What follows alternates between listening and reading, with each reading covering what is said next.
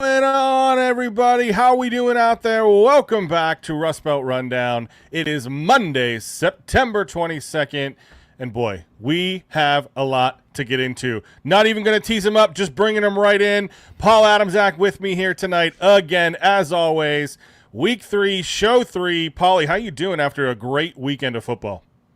Fantastic weekend of football. I'm doing fantastic as well. We have a fantastic show coming up. I love the word fantastic, and I'm just excited for it all. Let's see how many times we can get it into the show. Right. Wouldn't be the first time we've done something like that. Is there a cleaning product fantastic? We should get like a sponsorship.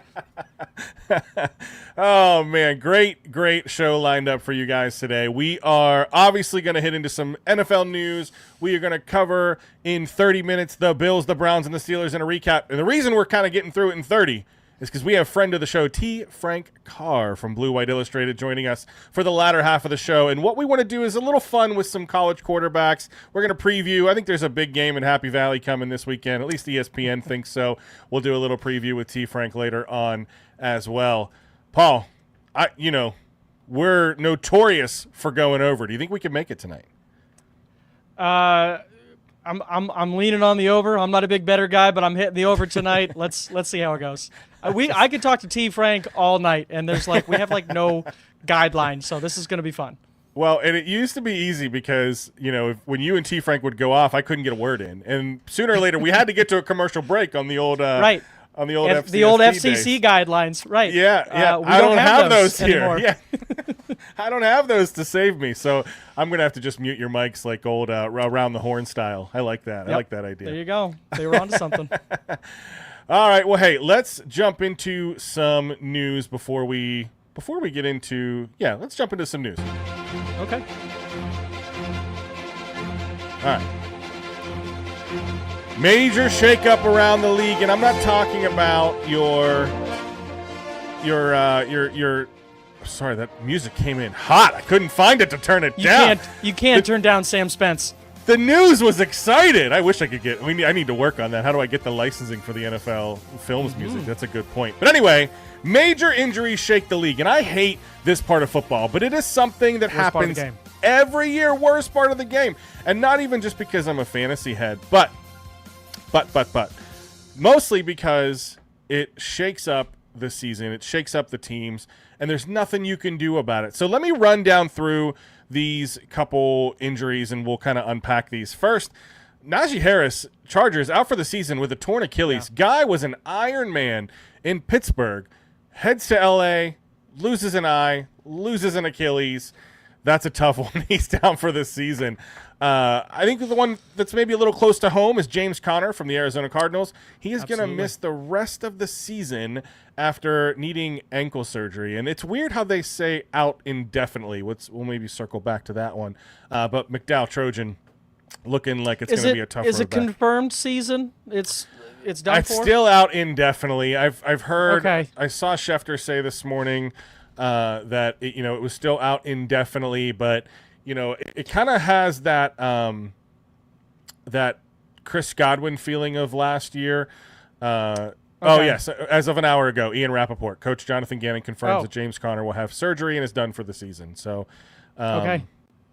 Because I saw the same thing. I saw indefinitely, and I thought with that new injury, the injury report designation, you can come back. So I was like, it's still early season. Maybe they don't get him back till 14, 15, 16. Okay, done for the year. It's tragic. 9 carries, 22 yards, I think, in the last game before he went down. So Cardinals, they were onto one, and then he goes down and they lose their first game. Some Twitter doctor is saying it could be career-ending, so we'll see about that. We also had Mike Evans. That's what they said about the cancer. Let's go. That's true. If there's a guy that's going to come back, I think Connor's got a pretty good shot. Mike Evans of the Bucs left with a hamstring injury. MRI pending last time I saw there. CeeDee Lamb from the Cowboys. This is a big one. Expected to miss week 4 with a high ankle sprain. Per Schefter, it says Cowboys will evaluate Lamb's progress in the next 10 to 14 days. This is a high ankle sprain. One play? Oh, yeah. Well, and then he tried to come back in, and it just wasn't – he couldn't put any weight on it from what it looked like in my point of view. Ankle sprains are tough. Dude, 4 to 6 weeks usually, 4 to 8 weeks sometimes. Yeah. And then the Niners. The Niners cannot get out of the blue tent. Nick Bosa suffers a season-ending torn ACL as well. Again, all these per Adam Schefter. So let me ask you this, Paulie. Najee Harris, James Conner, Mike Evans, CeeDee Lamb, Nick Bosa. Which of these injuries hurts their team's playoff chances the most? Playoff chances, I'm going to say CeeDee Lamb. They did a nice job bringing in a complimentary wide receiver in George Pickens. The talent is there. We can take the other part of that conversation aside. Well, you saw the old George Pickens come out in this one. I saw the old George, but I saw the talented George Pickens with a ridiculous one-handed touchdown catch too. He is the alpha and the omega every game, it seems. But I don't think it's hard to say that CeeDee Lamb is the best wide receiver on that team, probably 100%. The best offensive player on that team. Now with Micah Parsons gone, maybe the best player on that team, bar none. And however length of time he's out, it's gonna be a big loss for the boys. Which one of these injuries do you think that the team has the depth to cover? You know, which one is like, okay, this sucks, but we're gonna be okay because why? It's a tie between Mike Evans and the Buccaneers and Najee Harris on the Chargers. Two big losses, don't get me wrong. Mike Evans may be the bigger loss, but both teams have rookies, high draft picks at those exact positions, and both rookies have been playing well. Omarion Hampton for the Chargers, and of course Emeka Egbuka down at the Buccaneers. You know, you hate to see these old guys go down with injuries, but that's the nature of the game. That's why you drafted these players high. Maybe they come and have to produce a little bit faster than the GM and head coach anticipated, but unfortunately that's the name of the game. No, I think agree. They're in better position to suffer those losses. Yep, endure I think those so losses. Too. I think so too. And Chris Godwin, looking like he could come back. He was limited all last week. Right. He's ramping up. They may need him this week. You're going to need him. All right, to round out the news, I thought we'd play a game. Let's do a little bit of week 3 panic meter. Okay, I'm gonna give you some teams that are 0-3 or close to it, and we'll I want to just get your panic meter on a 0 to 10 scale. 0 meaning you're not panicked at all. 10 being I don't know what to do. Let's red alert. Send in whatever you need to get this to work. But let's start in New York. Okay, Giants fall to 0-3 after a 22-9 loss to the Chiefs. This was maybe the ugliest Sunday night game I have seen since since Thursday night games. Remember the old string of Amazon Prime games on Thursday? Those were bad. This was worse. Fans were booing Russell Wilson, chanted for rookie Jackson Dart. There's a whole lot of going to this. I mean, Mahomes and Kelsey seemed out of sync, but we'll talk about more of them later. Yeah. For the Giants, 0-3 in a tough division. You already have people calling for Russ's head in week 1. Mm-hmm. And then week 2, he's got a great game against, I think what we're finding out is just a terrible Cowboys defense. And then you come back to week 3 and people are chanting for Jackson Dart at halftime. First, let's start with your panic meter for the Jets. How panicked are you that they could turn this around or not turn it around and try and make a playoff run? For the Giants, I'd say my panic meter is probably pretty I can't say high. We're only 3 weeks in. I'm going to go at about a 6, 5.5. Can I do 0.5? I'm fine with that. I'm fine with that. Okay. You can cheat I'm the at a system. 5.5. I'm at a 5.5. I'm not lower than 5 where I'm like, we're fine. Things are dandy. Let's chill out. But I don't want to go 7, 8, 9, 10 because we're 3 weeks into the season. And I think we talked about it. The Giants might be the first 0-3 team in history to have outgained all three of their opponents. Yeah. So they're a weird mix. And New York is a tough media marketplace. They got a first round rookie quarterback. They want the first round rookie quarterback. They know what Russell Wilson is. Exactly. Yeah. I'm not super panicked, but I'm also like, you put up those many yards, you gotta find a way to win, man. And Daboll, we've seen the guys leave his offensive system and go on to do well elsewhere. My panic meter is more with Daboll than it is with Russ and all that. Ooh, I like that. That's a good way to put that. I think you're right. I think that actually I think my panic meter is definitely higher on Daboll than the Giants as a whole. But I am worried about the Giants. Don't hear what I'm not saying. 0-3 in a tough division, in a tough conference. The division's a big spot. There are only 2 0-3 teams in the NFC right now. It's them and the Saints. So, again, early, but I'm putting my panic meter at about a 7 just because I think things are going to blow up. That's fair. All right. Let's go to Houston. Offense looks pretty bad so far. They're 0-3. That offensive line looks horrible. C.J. Stroud, it doesn't matter if he's trying to make passes because he doesn't have time. They can't convert on third down. Penalties are tough. Rookie left tackle, because they let go of they traded away Tunsil in a weird mood to make a bad offensive line worse. I don't know. What's your panic meter here for the Houston Texans sitting at 0-3? The panic meter on this one it's about the same. I'm going to put it about a 6, solid 6. D'Amico Ryans is going to play defense. That team is going to be in every game. Think the Steelers of last year. The offense may not get there, but the defense is going to keep you in games, and they've lost 3 one-possession games, so they're right there. Offensively, you're not wrong. Trading Tunsil, the best player on a bad offensive line, was not great. They brought in Ariante Ursary. That was the pick that the Dolphins traded. He is the lowest graded offensive lineman in football, so that wasn't great. Hasn't been too great so far. Not great, Bob. I like the traits. That's right. I like the trades coming in. Huge, great feet, mammoth human being, looked good up at Minnesota. I think it's just going to take him some time. So I'm not super panicked just yet. They're a team that's going to get better, and Ryans is going to be fine with them defensively. So they've got a quarterback. Let's figure out how to protect him. C.J. Stroud is on the way up. Yeah, okay. All right. I like it. I'm a big fan of D'Amico Ryans. I have him sitting at about a 5, we'll say 5 as well. Because I think their division is a little more open, right? I mean, the Titans are 0-3 there as well. The Colts are somehow 3-0 thanks to Indiana Jones. And the Jags are kind of, I think, like a false 2-1. I don't, it doesn't seem. So I think there's enough in the division that even lets them come back. And honestly, the AFC, I think, is wide open at this point, minus the Bills. That division's kind of not great. Yeah. All right. We talked about the Giants already. Polly, I'm sorry. Go ahead. The Miami Dolphins sitting at 0-3. The rest of the show on this. Sitting at 0-3. QB inconsistency. The offense looks rough. Tua is not looking great. I can't find a good thing to say. It's looking a little rough. It's still early. I like the good pieces on offense, obviously. You could easily get a bounce-back game and build some momentum, but, man, it's looking bleak for Miami. What is your panic meter for South Florida? 3. I know the issues down there. The best thing I can take away from this season is every week that ticks by is a week closer to the general manager getting fired. Okay, wait. So a 3 is like 0 is not panicked at all. I'm not panicked.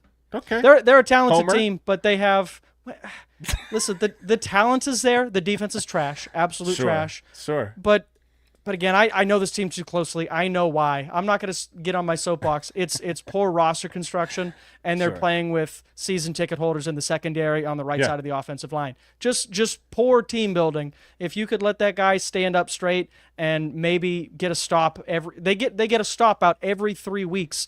It's non-complimentary football. Yeah. Like this season's a lost season, which is why I'm not panicked. I'm just like, listen, that's fair. This is what you get. And I mean, other than Bills sitting 3-0 on top of the division, it's still a wide open division, really. If they can find a way to stink, the Patriots stink, and the Dolphins stink. It really doesn't matter. We are battling for at best second place. Oh man! All right. My panic meter's a little higher. I think I'm more of like what you said about the Giants. I think 1 or 2 more bad games and Mike McDaniel's heading over to San Francisco, just because I think that they're ready to blow it up. I think they trade Tyreek Hill. I think McDaniel's out the door. It'll be interesting to see what they do at the GM spot as well. But yeah, I'm way more panicked than you are. I'm sitting at about a 7, so we'll see. You ain't built for this Dolphins fan life, man. This is nothing. Sorry. Maybe I'm just not as hardened as you are. That's right. All right, and last but not least, I know they're not 0-3, but the Kansas City Chiefs. They're 1-2, but it is an ugly 1-2. I kind of led with that at the start of the block here. Uncharacteristic slow start. Mahomes and Kelsey look out of sync, and it's not even the Kelsey drop, but I mean there was a wide open Kelsey early on in this game, and Mahomes just missed throw. Yep. Oh my gosh! So they're trying to make Tyquan Thornton a thing. Pacheco, looks like the Tasmanian devil, but then he runs into a wall and falls over. Like he's not getting those the not yak cards. He's not getting the yards after hit. Yards after contact. Yards after contact. Yeah. So what? You can't count them out because it's Reed and Mahomes. But if these losses start becoming a habit, I'm nervous. What's your panic meter on the Chiefs? I'm not panicked about the Chiefs either. The defense has still been fantastic. Spagnuolo's still a dude. The defensive line is dominant. Chris Jones is one of the best defensive players in the league. That said, the offensive side of the ball is an absolute atrocious mess. The only reason I'm not panicked is because of the guy who's at the quarterback position and at the head coach position. I have faith that those guys are going to get it worked out. Personnel-wise, I don't know what you're going to do. I just have faith in those two being able to figure it out. Kelsey, I'm not putting any stock in Kelsey. I thought he was cooked last year, and it's pretty apparent that he's just completely cooked this year. Mahomes missed him, but like he's done nothing, man. No, he's a distraction. He's not even blocking anymore. Nope. Yeah, it's looking. He's a decoy. More. Yep, I agree.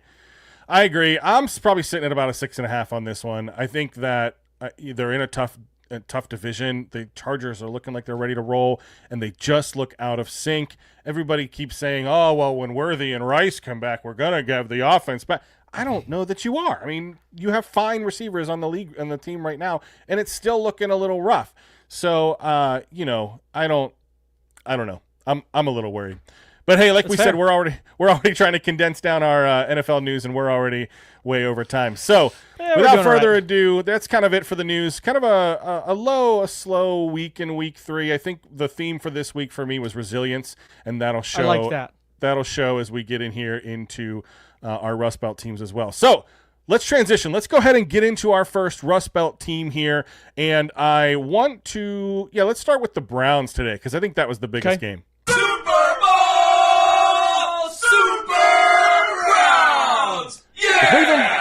I missed the at the end. It was my own drop, and I forgot about it. The Cleveland Browns earned their first win of the season with a dramatic 13-10 victory over the Green Bay Packers at Cleveland Brown Stadium. Rookie kicker Andre Schmidt. Every time I see it, Schmidt, I have to stop and say it in my head because I just keep having maybe there's another drop there too. I have the Rock in Moana going smoten. Anyway, Schmidt nailed a 55-yard field goal as time expired, capping a crazy fourth-quarter rally, sparked by Shelby Harris's blocked field goal and Grant Delpit's interception that set up Quinshon Judkins, who had a great day, first career touchdown. Listen, this team, and I know I'm leading with them, and it's not a ruse because I think this was a great win from the Browns. So I'm trying to figure out where I want to start. Kevin Stefanski's message in the post-game press conference was all about resilience, and I think that we're going to talk about that theme a lot.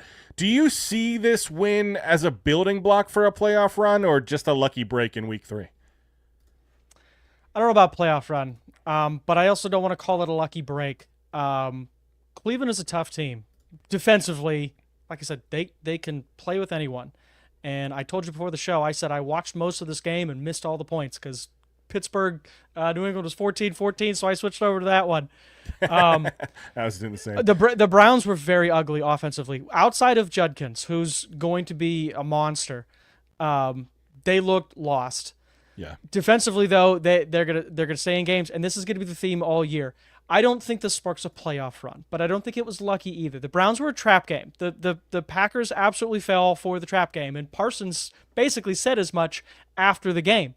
I think the Browns came off a little ticked off. There were probably more Packers fans at the stadium than there were Browns fans yesterday. I know that was a big topic this morning. That kind of got a chip on their shoulder, and it kind of went from there. They got a few lucky breaks at the end. I don't even want to call them lucky because special teams is a third of the game that people forget about so often, and it comes up so big so many times, and yet we forget. So I give the Browns a lot of credit. They have a real good chance to play spoiler to the Lions next week as well. I don't think it's going to happen because I think they see this and they say, okay, we can't fall victim to that trap game. But the Browns are like the Steelers last year, man. Offensively, it's going to be tough to watch, but the defense is so good. We're watching the absolute prime of Myles Garrett this year right now. Enjoy it. It doesn't get better than this. There's a clip on X, if you go watch, it's just like an image, and it's like Myles Garrett engaged on a block, and then it's another lineman and another lineman and another lineman, and it looks like he's got to try and go through a conga line. Yeah, exactly. Yeah, it's just he has to try and get through so much, but you have to because that defense is just playing so tough. The offense, and everybody else is finally feeding. We saw Malik Collins yesterday. The first round pick, Graham, he's getting in there. I mean, Carson Schwessinger has been awesome. He just frees up so much for everybody else that they're playing so free. And Jim Schwartz, heck of a play caller. Glad that he got this defense back on the right track. They were great 2 years ago, real slump last year, back into it this year. I think this is who the Browns are. They're going to have to win ugly, but I really can't count them out of any game. So let's put a bow on this because the defense is obviously playing elite. And I know this is what everybody's talking about, but I want to bring it back up again.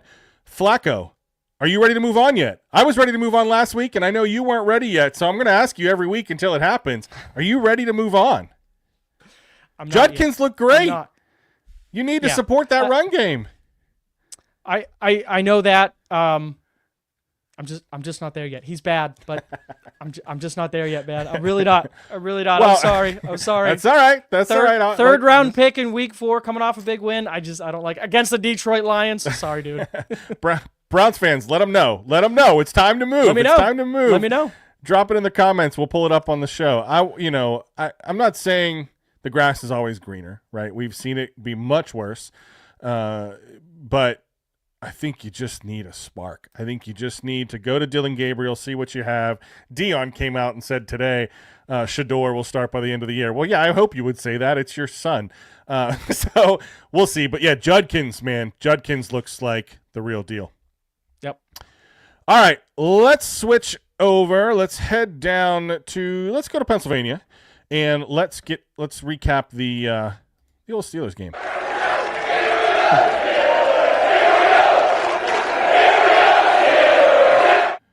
All right, the Pittsburgh Steelers beat the New England Patriots 21-14 at Gillette Stadium, snapping a 4-game skid in Foxborough dating all the way back to 2008. Aaron Rodgers threw 2 touchdown passes, including a 17-yard strike to Calvin Austin with 2:16 left, while the defense forced 5 turnovers to seal the win.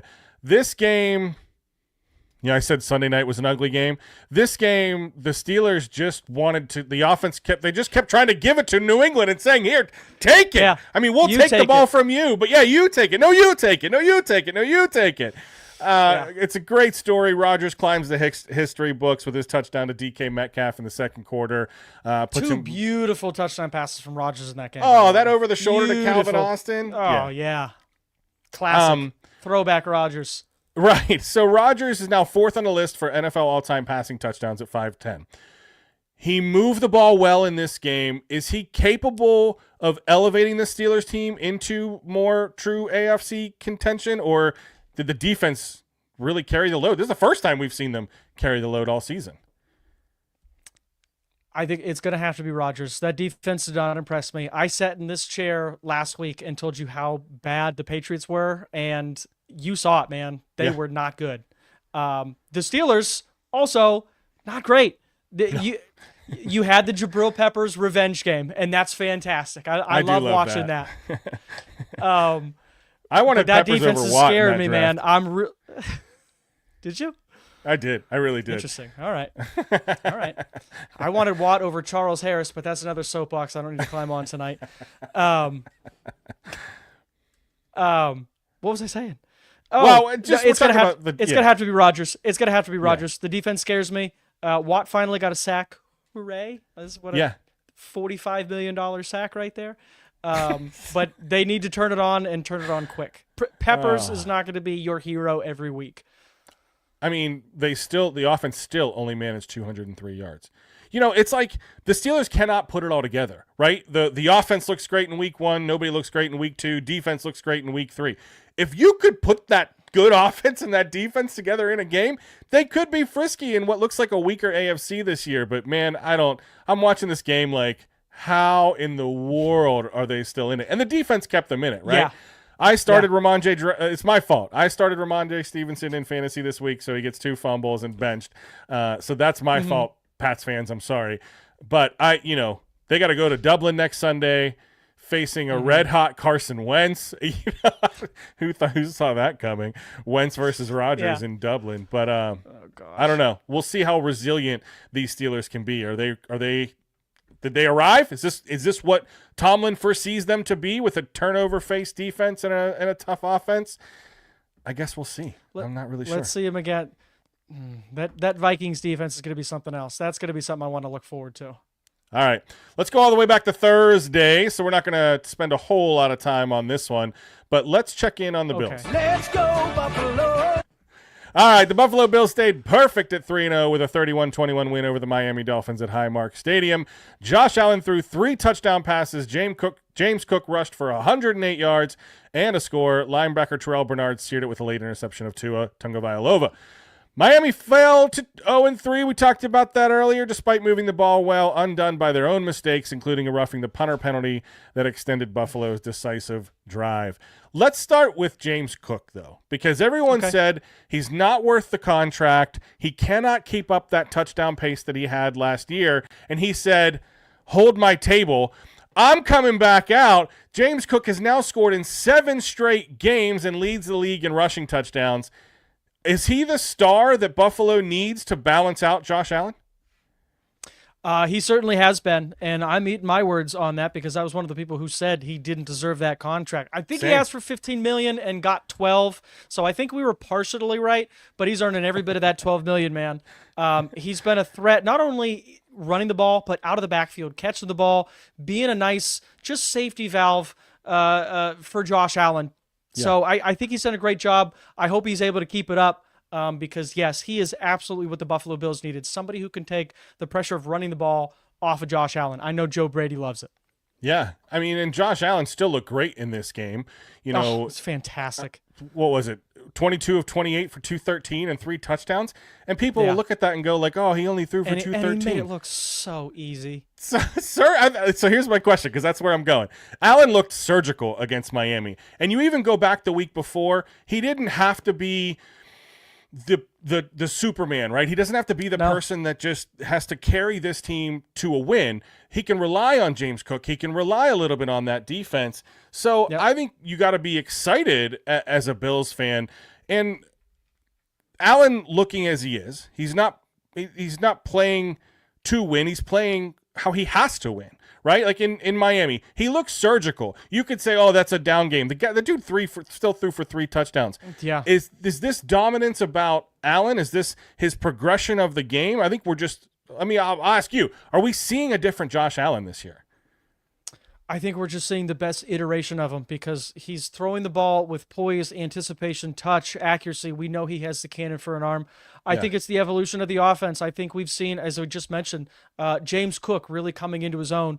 And then we're looking at Joe Brady, year 3, year 4, Joe Brady, comfortable with the weapons. He now has a couple of guys, Keon Coleman had a rough game, but he makes so many good plays that it kind of balances out the bad. Palmer's a chain mover. We know what Khalil Shakir is. He's got 2 good tight ends. That offensive line is awesome. McDermott makes sure the defense is humming. It doesn't matter about the names. They got players on that side of the ball. Buffalo is an absolute threat to everybody in the league. This is the best Bills football we've seen. I like it, it's my fault again, maybe this time, because I seem to have this opposite effect. I picked the Chiefs to win the Super Bowl. They're barely 1-2. I thought the Bills were going to fall apart this year. They're looking just as good as they always have. So, maybe it's just a reverse jinx. So sorry, Paul, I'm dooming your Miami Dolphins. But we'll see. Man. I mean, they could have a trap game next week coming up. New Orleans Saints versus the Buffalo Bills, Sunday, September 28th at 1:00. We will see how that works out for the Bills. Should be just fine, right? No problems. I'm worried about the Saints, man. All right, let's take a break. Today's episode is brought to you by Rebich Investments, keeping financial guidance simple. Whether you're just getting started with your first investments or planning for retirement, Rebich Investments is here to help you cut through the noise and focus on what really matters, your financial future. Their team makes it easy to understand your options and build a plan that works for you. For more information, go to www.rebichinvestments.com. That's rebichinvestments.com. Or give them a call at 814-734-3433. 814-734-3433. Rebich Investments, keeping financial guidance simple. Tell them Nick from Rust Belt Rundown sent you. All right. Here's what we're going to do. We condensed the early part of the show because we want to talk some college this week. There's a lot of stuff going on. We're early on in the college football season. And we thought, who better to help us out than unpack not only Penn State, but college football landscape as a whole is our good friend T. Frank Carr from Blue White Illustrated. T. Frank, how you doing, man? Good. First off, go Bills. So we're gonna start there. I'm not gonna not be part of that conversation. Are you kidding me? But yeah, it's finally here after a month of everyone saying, yeah, but they haven't played anybody. Yeah, but Penn State plays Oregon in the whiteout game, and we finally get to stop saying but. But as I said, most important thing, go Bills. And we'll get to the whiteout game for sure. But you know what? I'll throw that question back to you, T. Frank. How do you feel about Allen? Do you see a change in his game this year? Not necessarily this year. It is the evolution under Joe Brady where you had this vertical passing attack. And honestly, I think removing Stephon Diggs from the equation allowed them to play a more egalitarian form of football where everyone gets... Josh Allen's just reading the defense, right? And he's going to where the open player is instead of trying to force certain throws. I remember watching some of these, when I get really frustrated, I go and I look at the all-22 and be like, what in the hell is going on? And it's like, yeah, he's passing up open receivers to give to Stephon Diggs the football. And now it's just like there's so many different parts of the offense that work from week to week. And I never thought I'd love Jackson Hawes as a draft pick because I was like, wait, who's Jackson Hawes? Was not on my radar. But there are fewer 6 offensive lineman sets this year, and so I'm very excited about that. I'll take 3 tight ends over 6 offensive linemen because you actually have a little bit more, as we see, diversity in the passing attack when you've got those 3 that real blocking tight end because. Dawson Knox was cosplaying as blocking tight end for a while. Now they have, I think, a better working relationship there between the division of those roles in that room. So there's just so many different aspects in that offense to go through. I said after the Baltimore game, and everyone's breaking down and like showering him with love on all the ways that he's breaking down these plays. He's in his Manning Brady era, where it's not just the physical tools, it's his mental mastery of the game, and you see. Nope.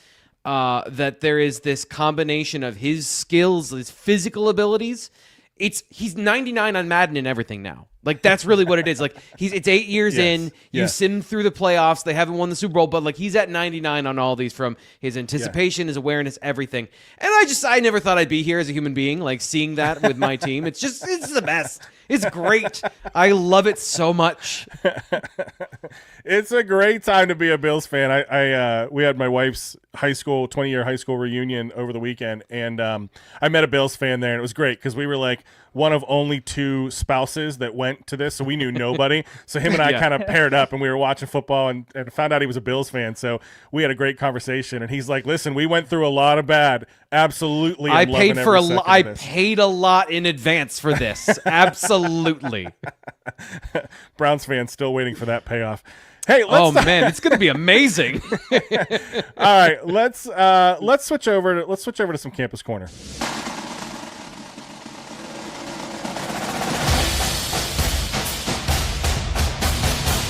All right, Paulie had a great idea, and he wanted to check in on some college quarterbacks that we have going on this year. You know, preseason, college football season, everybody's ready to give the Heisman, to a guy by the name with the last name of Manning. You also had Cade Klubnik. You had Garrett Nussmeier. Drew Aller was in that conversation. Carson Beck. John Mateer was kind of there. Lenora Sellers. What's DJ Lagway going to do? Not many of them are really showing up to be that Heisman level quarterback, and I think we can get into some Heisman talk and where we are, and then I want to just kind of break down what is the landscape of our top college quarterbacks right now. And I guess let's start it this way. Right now, the top betting favorite for Heisman Trophy winning quarterback is John Mateer from Oklahoma. He's the Heisman favorite at plus 700. He's got over 1,000 yards, 13 touchdowns, 2 interceptions with a 72% completion rate.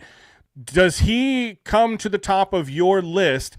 Paul, I'll come to you first because this was your segment idea.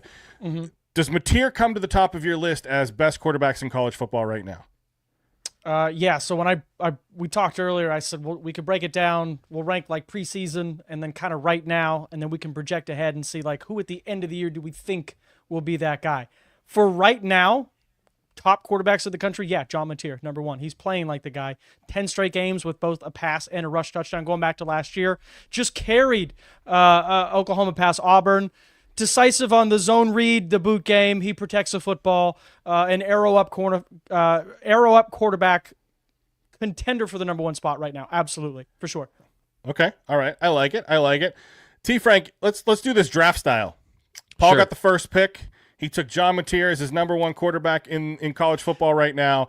Who is your number two? Oh boy. Right now. Not who you'd take next year. I'm going to go with Darian Mensah at Duke. I like just it. because Ooh. I think that there's just being a little bit familiar with Manny Diaz and kind of where that is. If we're talking about Heisman candidacy, you're right to list the stats for John Mateer, because it's a statistic award. It's not necessarily who's best at quarterback. It's who's going to generate the most yards. And in a similar situation, Mensah is going to have to carry that team. Looking at all the metrics here, he's averaging almost 9 yards per pass attempt. Pushing the ball down the field is the thing I like too, because one of the things I've noticed about that Oklahoma offense with Brett Venables, it is, at least the last time I checked in on it, was very Clemson-y. And to me, the problem that Clemson is facing now is when you don't have the best recruiting class back to back, and you can load the trenches with first-round draft picks, it's a pretty basic game plan. It is a pretty standard box spread system. And, some of those things that Mateer is doing is just kind of that's just kind of what it is. And when I see a guy that's pushing the ball down the field, that's being a little more aggressive with the passing game, I tend to favor those quarterbacks when I'm talking about playing the position. And that's my flair I'll throw in here of who's playing the position pretty well. And I think from a passing perspective, Darian Mensah's right there in 1,300 yards passing. So productive. A lot of the things I like to see in a quarterback. Yeah, I like it. And this is why I love T. Frank. I have a list of 20 quarterbacks sitting right here.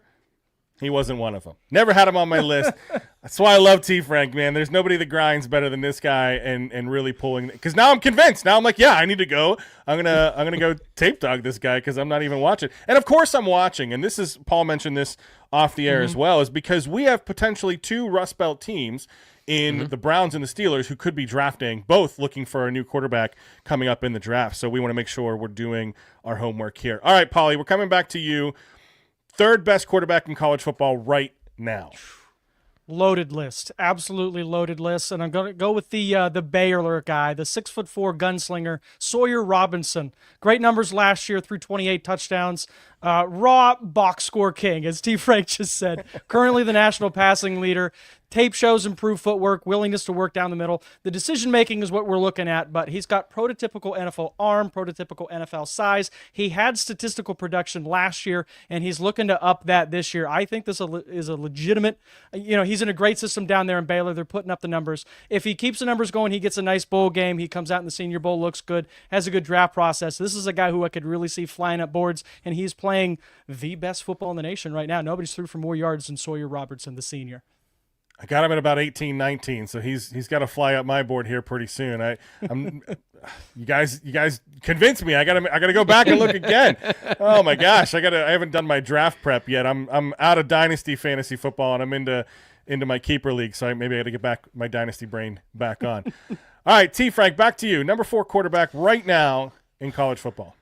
Okay, so do you want the draft angle on this, or because I don't think this next guy that I have here is we're in the draft conversation, but Ethan Kaliakmanis at Rutgers, I didn't see this coming. I did not see this coming from Ethan Kaliakmanis, who had the most painful looking windup as a quarterback I've seen when he was at Minnesota. But going to Rutgers, I'm genuinely sitting here shocked. I've watched him now twice, being like, Rutgers has a passing attack? Rutgers seems to have a passing attack. They have a football team? Rutgers has a football team?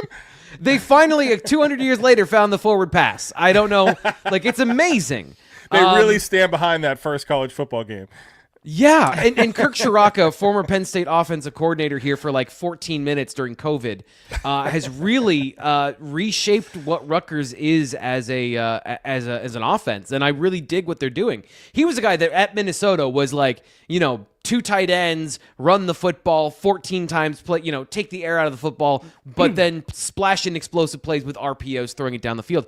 And now they're running a fairly wide open attack at Rutgers. They were putting up points on Iowa. I'm just really impressed with a lot of that. The 7 touchdowns, again, 9.1 yards per attempt, and he's slinging it vertically, throwing the ball down the field.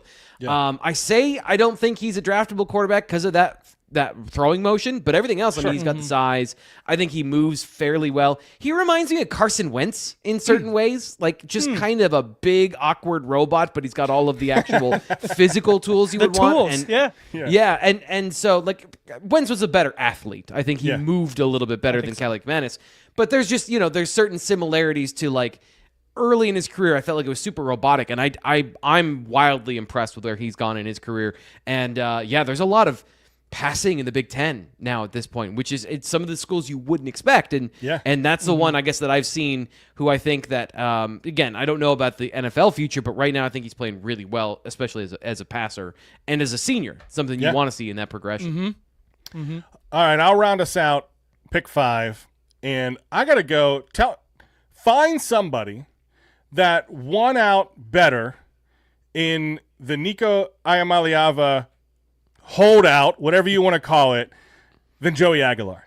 Joey Aguilar, to me, is playing some of the best football I've seen in college this year.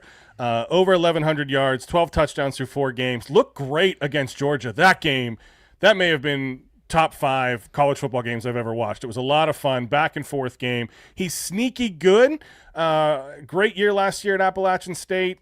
I think he's come to Tennessee. He stabilized this offense a little bit. He looks more comfortable than Nico ever did, I think, last year, and he's really kind of making a stamp as his name to rise up those ranks to really kind of be that top quarterback right now mid-season. So now let's bring this home. I'm sorry. Go ahead, can I throw in one more, because I'm sitting here like I'll admit I probably didn't do as much prep at this part as I should have. Dante Moore is awesome. Dante Moore. Like, he's been so good this year. And I know, like, part of it is part of me was going to, like, what I'd seen against other Big Ten teams or situations where I thought there were some surprise for me.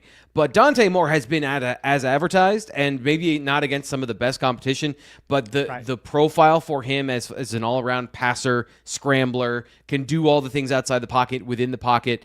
I mean, he's going to get a test this weekend, but he has been we hope. He's the best quarterback in the Big Ten right now. And coming into this season, I said that shouldn't be the case, but it is. Yeah.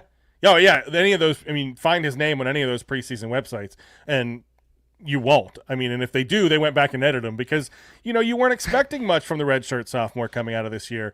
And then, like Penn State, they haven't really played anybody yet, so I think that's what's kind of kept the name under the radar a little bit. So, I think this weekend's a big test, and we'll get to that here in a second. Let's wrap this up quickly. Paul, you wanted to make the distinction right now versus end of season. Paul, who's your quarterback? Who's your Heisman winner? Who's your top quarterback at the end of this year? Or do you want to save that for a later segment? Let's save it. Let's put a pin in that and save that. I like that. That's a little tease for the end of the college football season.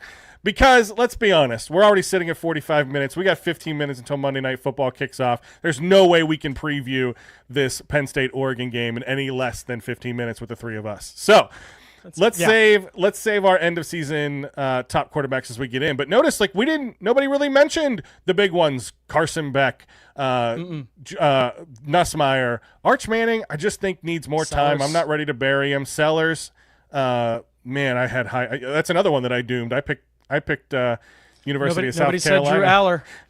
I'm gonna get in so much trouble for not saying Bo Prabula. Oh my gosh. Oh, yeah, both had a nice start. Ofer. I just went over in this segment. Like, that was a big old goose egg. My goodness. I disagree. I thought the Mensa bring up was awesome. I got a couple here that I wish Nick would let me get to, but I get it. We got time. It's time.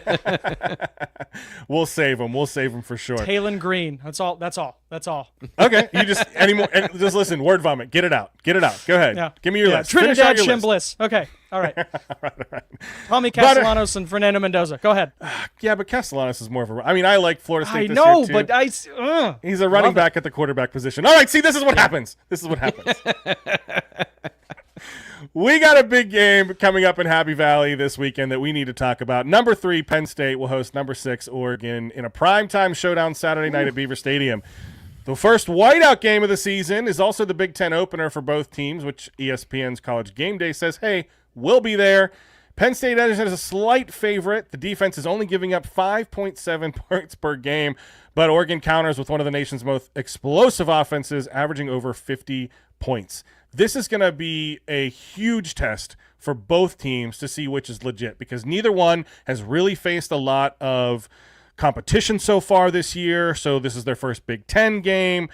There's a lot. I think the stories are going to come from this game. So T. Frank, I'm coming to you first. Is this game more about James Franklin proving Penn State can win on the biggest stage, or more about Dan Lanning showing Oregon can thrive outside the Pac-12? No, I mean, they won the Big Ten championship last year, so I think they proved that. Was it a one one-year fluke, or can they quarterbacks stay in the consistent? NFL now?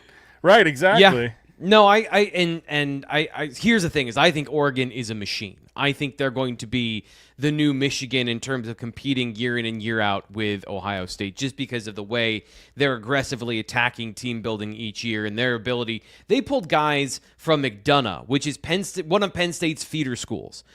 In terms of, like, they have people on that have deep relationships to that staff.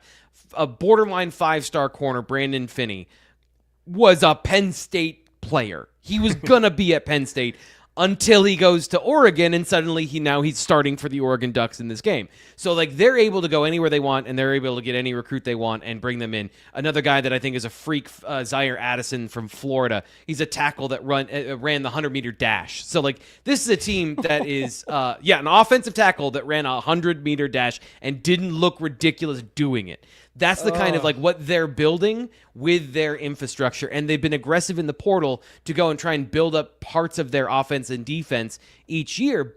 But at the same time, like, they're not a perfect team. Like, this is not, we're not talking about the Buffalo Bills here. They do have some weaknesses. And so, like, I think here's the problem is, like, I live in the Penn State bubble. I am at the center of the Penn State bubble. So it's all about James Franklin in the big game. It's only ever been about James Franklin in the big game. It is about winning this game and proving that this team can beat quality teams, because they made it to the doorstep of the college football playoff championship game without beating a team that anyone thought was quality. Believe it or not. Like, they lost a couple of games to Oregon and Ohio State, and they beat Boise State, and they beat SMU on the way in, and then lost to Notre Dame. So even last year's run inside the program, James Franklin's talked about it, we made it almost to the championship game, and it didn't feel like that. So the fan base wants them to beat a good team. And by a good team, I mean a team that is on their level, whether above or below, on their level of the food chain. And the thing is, like, Oregon's the lower-ranked team, and I don't think they're below Penn State on the food chain. From everything I just told you about, their infrastructure, the way they can spin up a roster, I do not think that this team... They went out and got a 5-star quarterback in the transfer portal and convinced him to sit for a year. And now here we are. So, like, this is going to be a real tough test for Penn State, but it's going to be a good game. I don't think Oregon is a runaway favorite or anything. Yeah. Go ahead, Paulie. I know you got questions about this one. I was going to say, I got a bunch. And my question mainly is, I want to know about these strength on strength, and I'm talking trenches. Oregon, in their 4 games in which none of the teams they played has a winning record. They've allowed 1 sack. It was a 9-yard loss. Penn State has produced 9 sacks in 3 games. If you're Dan Lanning, how long can you live in that true drop back at Beaver Stadium before that simulated pressure forces you to in that sprint out half field read the boot game? Yeah, I think it's a big part of I think it's going to be a big part of their game to begin with, because Dante Moore is so good at throwing on the run. I think that's one thing that you didn't see a whole lot of it. Against Northwestern, he went 4 for 4 for 31 yards when moving and scrambling. And I thought, just the flashes of those things, his ability to throw and contort his body and be accurate is really impressive. Like, this is one of those points where when I'm talking about in this game, I think it's a key to me is, like, keeping him in the pocket. So their tackles are good. I don't think their offensive line is as good as it was last year. There are no first-round draft picks, I don't think, on this line. Isaiah Worlds they got from Nevada. He's 6'8", 315.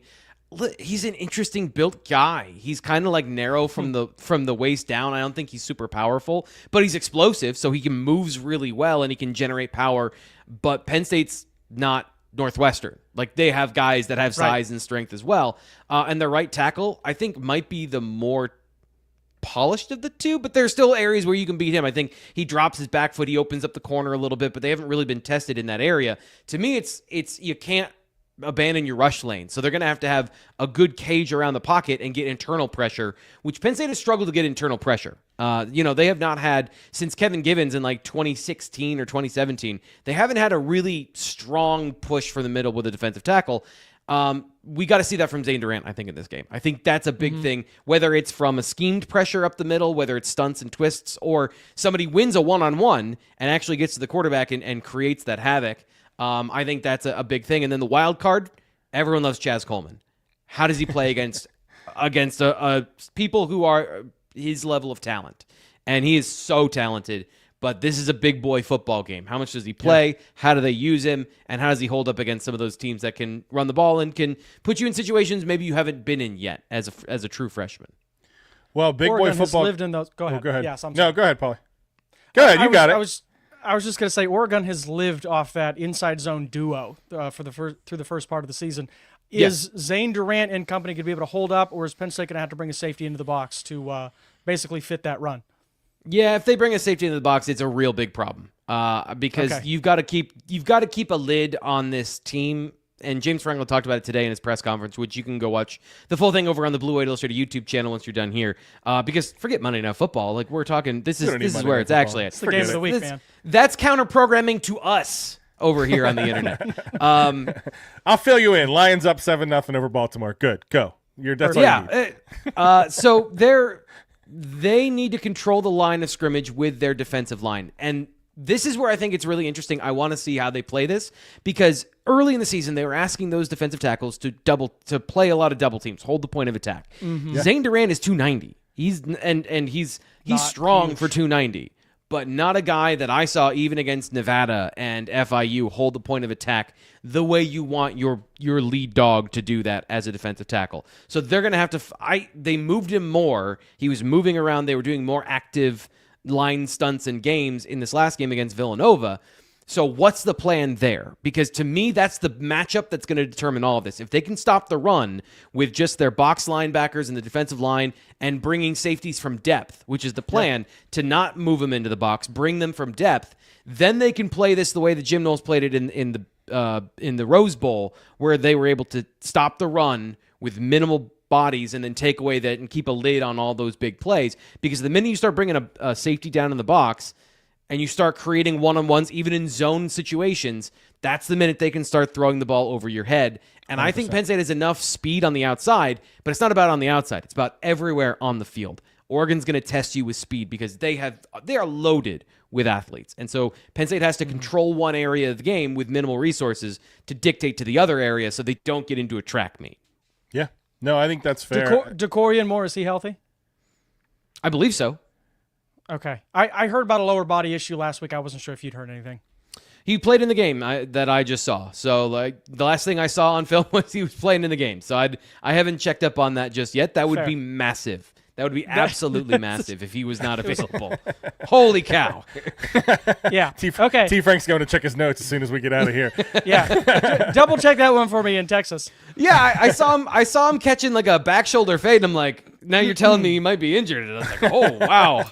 I read, I mean, this is Twitter, man. You never know. But I was like, oh, he might be, even limited snaps. Like, who becomes that third down target? Is it Kenyon Sadiq, who's another matchup nightmare? How does Penn State plan to handle that guy?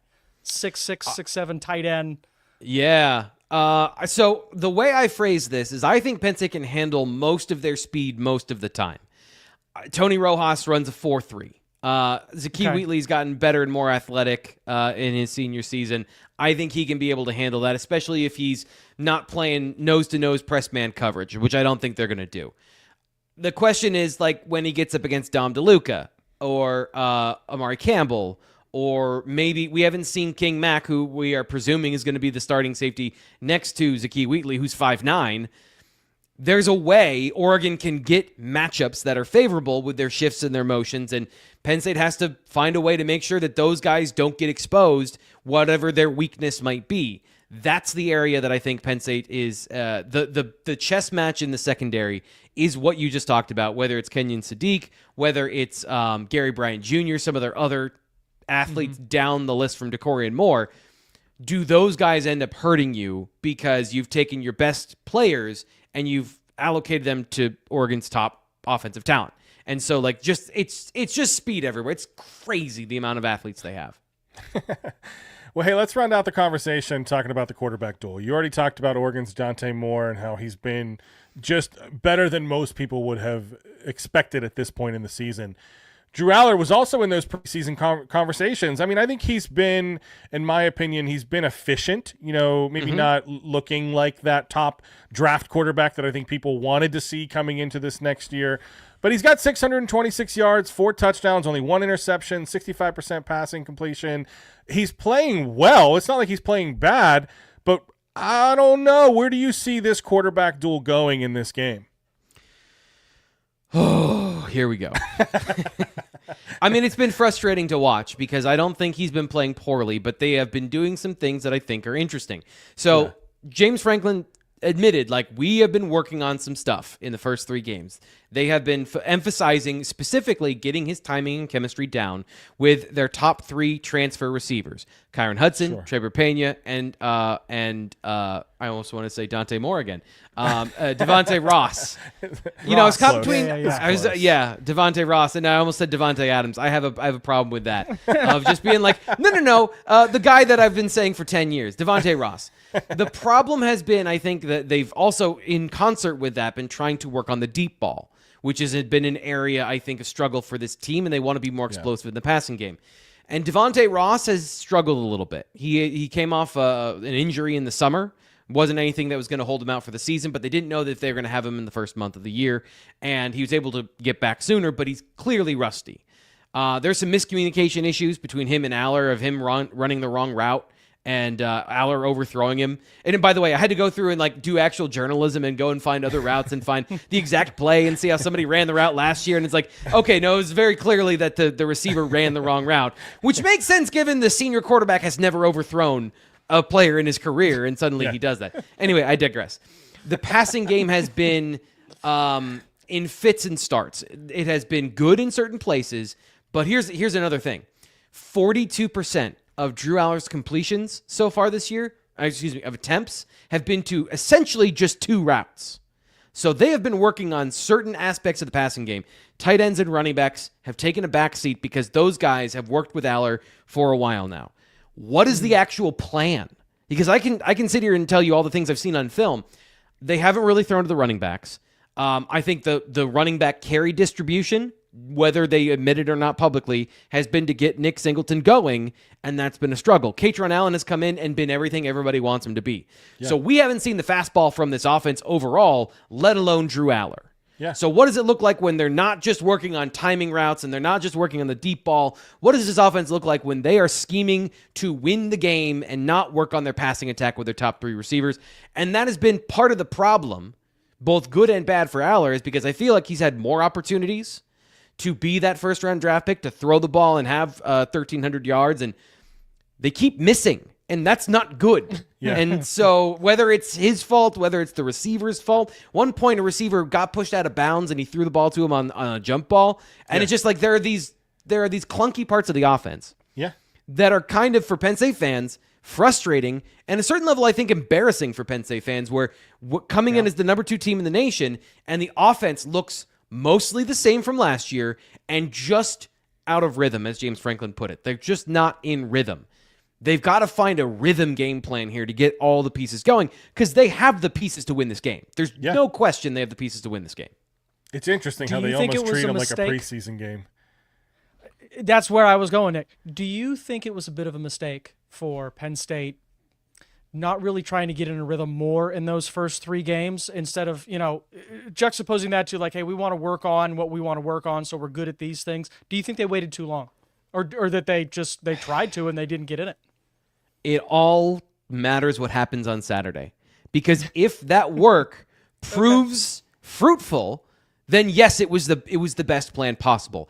If it doesn't work, Let's just worst case scenario. It doesn't work. The offensive game plan, again, looks like a jalopy that you put together in your garage in Votech and like not a sports car like everyone wants it to look like. Right. Then yes, it was a mistake because it is perception as well as production. That everyone has this perception of the Penn State offense that they have somewhat reinforced in the way they have played in the first 3 games of the season. And then you go out and you lay an egg against Oregon. If that is the reality, then yes, it was a mistake. But that's the problem is I can't assess it. I don't know what they're good at. If those were the things they were working on, what are they good at? And where is that part of what does that part of the offense look like? And how much of it is because James Franklin was asked this of like, how much are you saving and what is actual saving of plays look like at the college level? So there are these 2 things in my mind of like, he has admitted that they're working on stuff and he has said they're not really saving anything, but at the same time, you don't use everything every single week. So I just don't know what there is that they have been like, okay, we don't need to work on that. Yeah. We're going to just work on these other things. Yeah. So this offense could look completely different and we don't know. And like, this is the problem with this particular year is I feel like usually I have a good idea of what's happening. And this week people want you to say that they're booty cheeks, right? Because they haven't been great. And I just don't know that I know that yet. Unfortunately, we're going to find out together on Saturday. Watching the Steelers-Patriots If they don't, who will game? get the blame? Yeah, exactly. Well, go ahead. Well, who gets the blame? I had a bad who gets booty the blame? cheeks. I had a bad booty Nicky, or cheeks goal Franklin? that I was trying to throw in. Go ahead, move on. No. You're looking at it the wrong way. It's who doesn't get the blame. It's who doesn't. So it's going to start with James Franklin, work down to Drew Aller, and then Andy Kotelnicki is going to catch a lot of shrapnel as well. So it's all 3 of those people. If it doesn't work, is going to catch all of that. And then, of course, if it's a catastrophe. And this is what we're doing, right? So we're not talking about the positives and the potentials of like it could be great. You're right. We are now talking about the negative consequences of this particular plan. And then it just is like, how far down are you tearing to the studs as a fan because you're so angry? But on the other side, like if it does work, is this the national championship team you were promised? Have they won the game? If they win this game, the only thing they don't have to do is lose to somebody they're not supposed to lose to, right? So the rest of the, Rutgers is on the, and Nebraska, who have all looked pretty good this year in certain facets of the game. Like their schedule probably looks a little bit different. Indiana looks like they're for real after, I think, doing some horrible things in public to Illinois. Destroying in Illinois, yeah. It was a little inappropriate. Like, wow. So like they will have some tests. Fernando Mendoza was on my list of QBs too. So they will have some tests, but as long as they don't lose to Ohio State, they're in the Big Ten championship game and they're on their path to where they need to be. So that's the other positive. And they're at home in the whiteout, which is a huge advantage. Strategically is a huge advantage for your offense versus their offense because Oregon likes to do a lot of shifts and motions pre-snap. It's the bedazzled version. It's the iPhone version of the Android offense that Andy Kotelnicki runs. They do a lot of the similar things, but it's just flashier and it's like glitzier. So if you can't do all those things and you have struggling with communication and timing, you might have to pare some things down.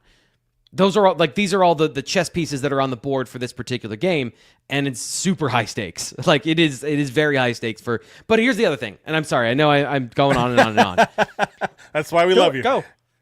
Because there is the other opportunity to play in Columbus and beat Ohio State, because they're still on the schedule, and because even if you lose those 2 games and you still go to the playoff as a 14 seed, this is not the most important game of all time. Like people are trying to build this into like a referendum on the entire 10 years of James Franklin. If they lose this game, and as long as it doesn't look awful, they have the opportunity as always to rebound. College football is not a one loss and it's over. Let's go home and let's start planning for Halloween parties. You can still go to the playoff with 1 loss. Yep. But it is absolutely 100% a psychologically devastating loss if they lose the game because of the history. Yeah. So, like, the stakes are very high from an emotional sense. From a tactical sense, no. They can still do everything they want to do if they lose that game. It's just going to be another year of the same old, same old. And honestly, I'm tired of the same old conversation with people in the comment section. I'm tired of being like, well, here's what happened. And they're like, I don't care. James Franklin's terrible. And I'm like, I don't know what to do with that. I don't know what to do with that anymore. I don't know what to say. I'm not his manager. I don't know what to tell you. Well, let's end on a positive note. All right. It's Monday. T. Frank, Yep. You grind tape better than most people I know and that I've seen cover a team. It's Monday. It's early. What is your key to the game that Penn State has to unlock to come home with a win? The middle of the field. And I mean that in the sense that their biggest passing threats, we just talked about they're trying to get those receivers spun up. Their biggest passing threats have been tight ends and running backs, and I think that Oregon is strong up the middle. Dylan Thieneman, and I don't know if it's Thieneman or Thieneman, Purdue safety, really explosive athlete that they got in the transfer portal, because last year the biggest problem with their defense is their secondary wasn't great, and specifically their safeties weren't great. They've got some dudes now. Aaron Flowers is a top 50 overall pick. I was getting in an argument with somebody about he was listed as a corner in the Rivals database, meaning like at some point somebody thought he could play corner and he's playing safety. To the point that I'm making is they've got speed everywhere. So does that negate Penn State's strengths, which are at tight end and running back over the middle of the field? Brian Betcher is a really good linebacker. That's the matchup that I think is most important in this game for Penn State, because if they can unlock the middle of the field and they can get something from the outside from their receivers, now it's a ball game. So Aller and his core of players over the middle of the field, strength on strength there. Whichever team wins that is going to control the flow of the game, because Penn State has to score points. They cannot go and kick field goals and punt early. They have to be able to score in this game. T. Frank, a lot of stuff to talk about between now and Saturday. Where can people find your work to keep up? In less than... No, a little over 12 hours. We're going to be live here on YouTube, the BWI live show, 10 a.m. on the Blue White Illustrated YouTube channel. We have videos. We have James Franklin's press conference, all of his comments all season long over on the Blue White Illustrated YouTube channel. We're doing a lot of great stuff. We appreciate it if you check us out. Also, live postgame show. I'll be up in the middle of the night talking to you till probably 1:30 in the morning here after the game, breaking down. I try to do live in-game analysis of all the things we knew before. When it actually happens, what happened? I can point your joy or your rage in the right direction, and that's what I try to do after every game. Is like, here's what happened and why. Yeah, forget college game day. Go find T. Frank for post game. That's what I'm saying. Pat who? I don't need any of that. All right, guys. Listen, T. Frank, you're welcome back anytime. This is, since Paul and I started the new show, we went through our Rolodex and said, who are people we want to bring in, and you were absolutely top the list. So I hope this isn't the first and last time we'll see you on this show. You got my phone number, so text me and I'll be here. Sounds like a plan. All right, that's it. I am signing off. Nick Artman, Paul Adamczak, T. Frank Carr. Appreciate you guys tuning in for this episode. Go watch yourself some Monday Night Football.